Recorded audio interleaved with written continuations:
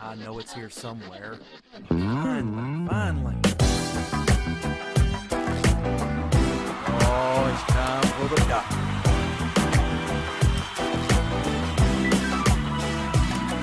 You're listening to Dr. Bill, the computer curmudgeon.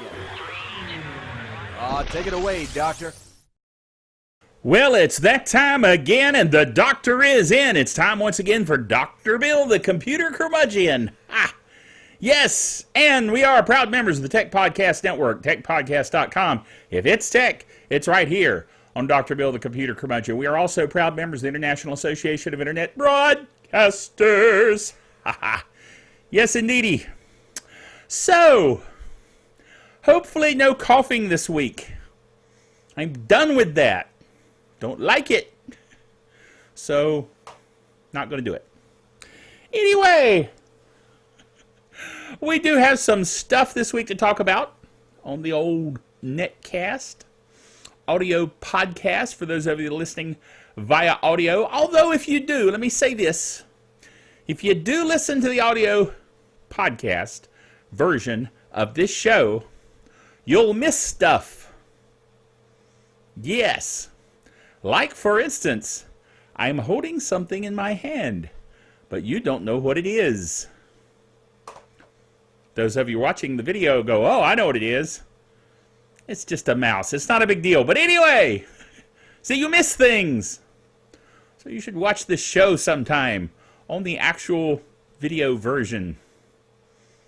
But, you know, if you're listening on audio, I'm good with that too. So anyway, items we have this week, starting with Google Now has been updated on Chromebooks. Now, you know I like my Chromebook. It's got a touch screen and everything, which is cool. But it's fun to use a Chromebook because whenever I'm using my Chromebook, I'm using a version of Linux. Now, it's hidden by all the chrominess, but it's basically Linux, which means I'm not using Microsoft, which means it's a good day. You see? So when you use your Chromebook, when you pick your Chromebook up and you begin to use it, think, ha! I'm not using Microsoft. It will make you happy. Does me. Anyway, Chromebook users have gotten, if they will update their Chromebooks, which, by the way, if you notice down in the corner of your Chromebook, you're using it and you see this little arrow thing. That's telling you there's an update available. And all you got to do is reboot. If you reboot, you get the update and you get new stuff. Now, sometimes it's just bug fixes, but sometimes it's something important. Well, not that bug fixes aren't important, but you know what I mean. Something more interesting than simply a bug fix. Maybe I should put it that way. Anyway, Android users have the access of Google Now. They've had that for a while now. And even though it may not, let's try that again. Even though it may not have picked up as anticipated, users are utilizing it. It has been used by those Android users who would probably be searching a program capitalizing on full Android integration, as well as all things which Google will bring by connecting the application through one interface. Chromebook users will be the next set of people to have access to the software, as Google is planning to roll out the Google Now launcher for the Chrome OS beta channel. So you can be among the first, if you're a Chrome OS beta user, to use this new update. The update will result in Chromebook users getting access to the Google Now app launcher. So there you go. The new launcher is amazing and brings fresh activities on Chrome OS, such as launching apps or performing Google searches from the new app. So that's cool. Personally, I don't use the beta channel. I use the full production regular channel because I want my Chromebook to just work. I don't want to have to be dealing with beta-ness.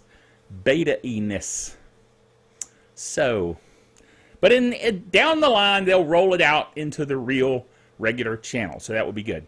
Next item, LibreOffice is coming online. You say, what?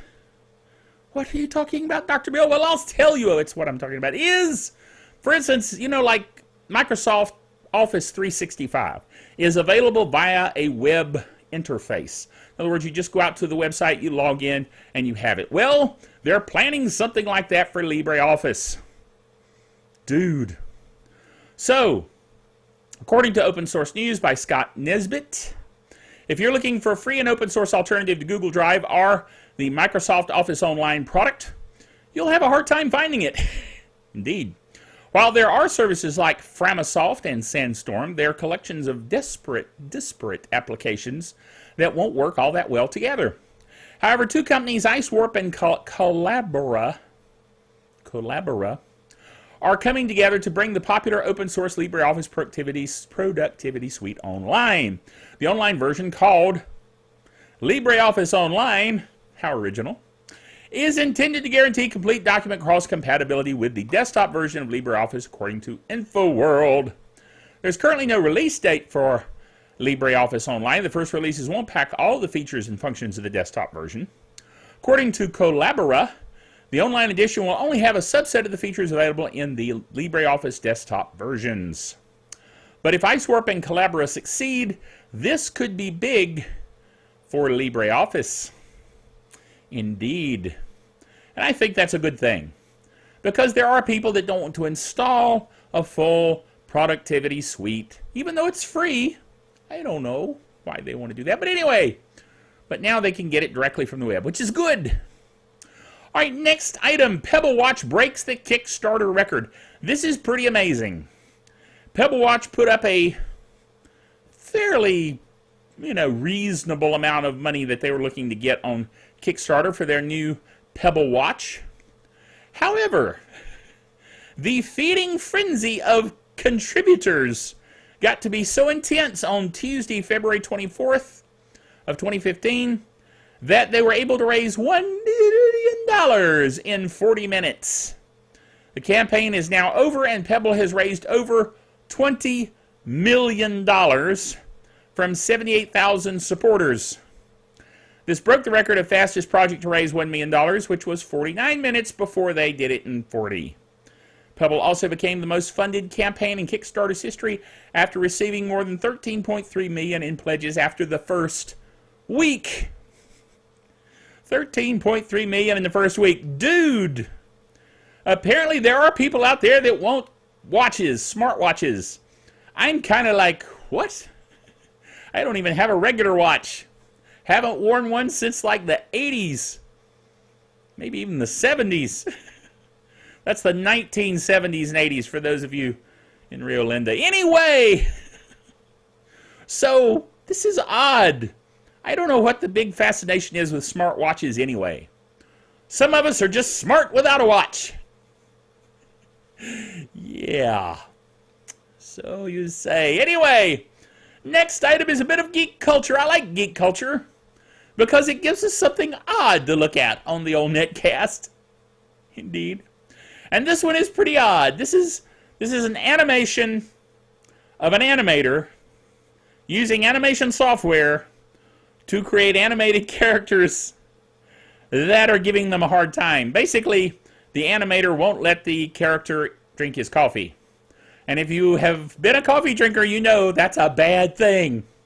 So the little animated guy gets a little put out that the animator won't let him drink his coffee. So the animator, the animated guy keeps doing things to annoy the animator. So finally the animator says, "Phooey on this, I'll just put a dinosaur in there to chase him." Yeesh. So the animator has revenge. Yes. So that will teach you not to play around with your animations or your animator if you are an animation. If you're an animation, you're probably not watching this show. Just say it. Whoa! Yes, that's Geek Software of the Week drum roll, which Fred loves to tease me with. But anyway, Geek Software of the Week this week is related to the last item, which was about geek culture and the animator. So I got to thinking to myself, I said, why don't we have animation software that's open source and free and available so that you can be the evil animator? Ha ha ha! Yes! And you can give your own animated guy a hard time. Yee. Anyway, sounds rather Sithy. But anyway, so Geek Software of the Week this week is Synfig Studio. Yes, Synfig Synfig Studio, as Fred has put it up on the screen. Thank you, Fred. Anyway,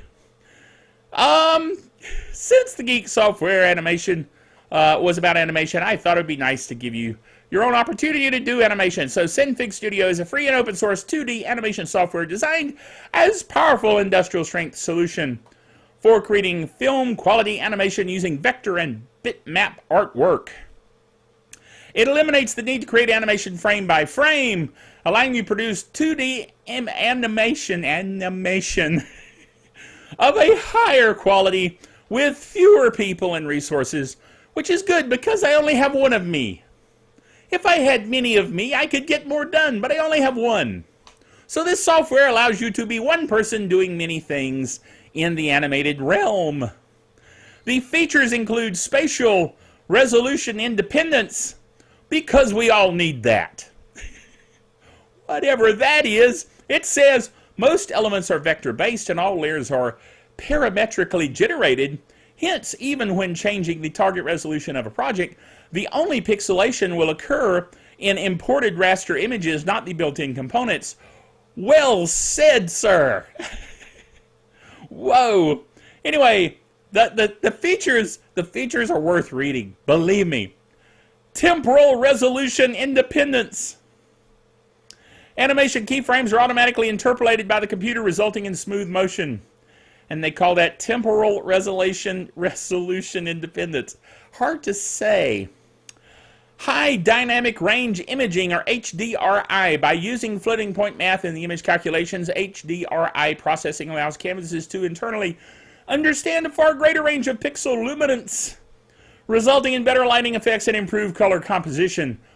That's just so cool to say. Anyway, pen tablet friendly tools. The Draw 2 already reads the pressure sensitivity channel of your favorite tablets for natural line weighting, with more to come.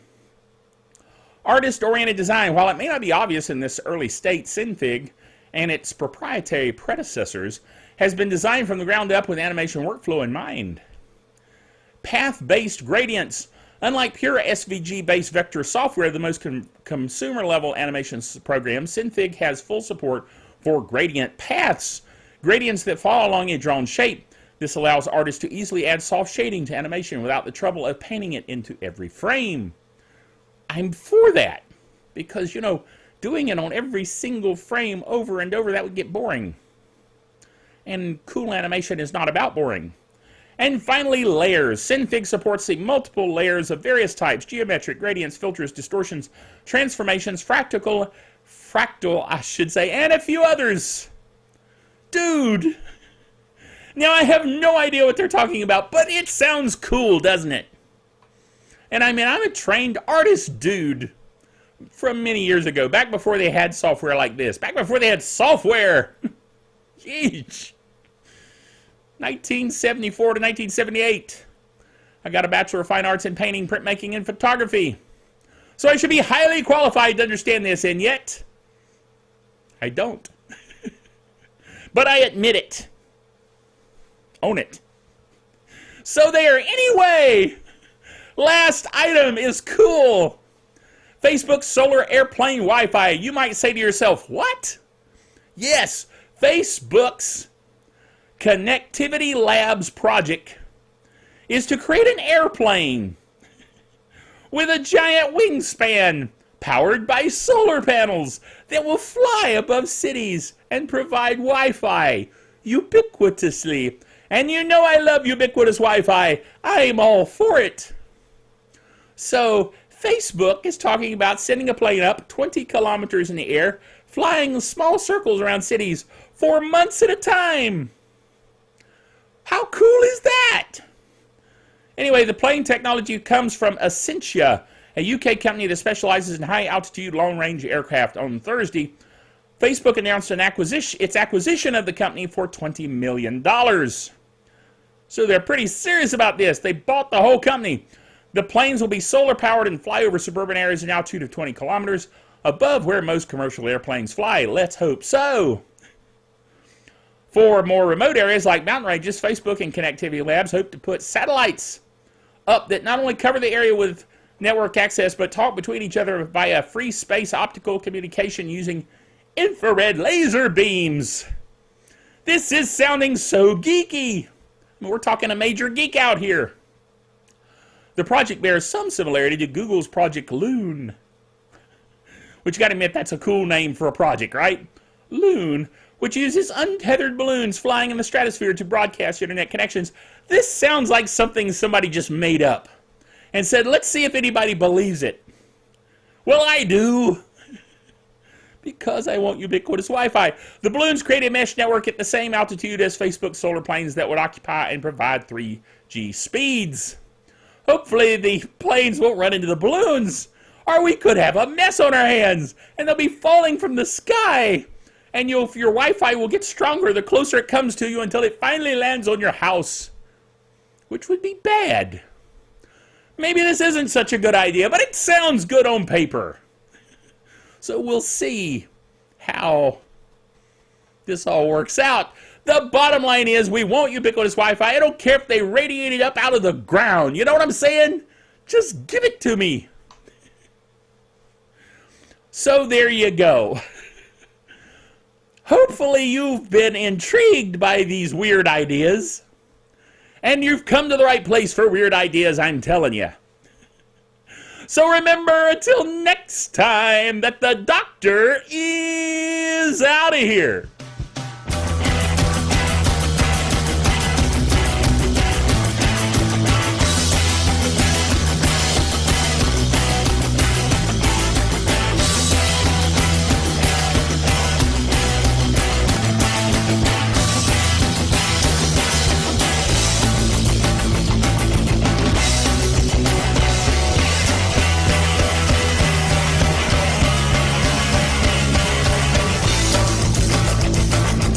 Dr. Bill, the Computer Curmudgeon, is a production of DrBillDaily.net with all the honors, rights, and privileges thereunto appertaining.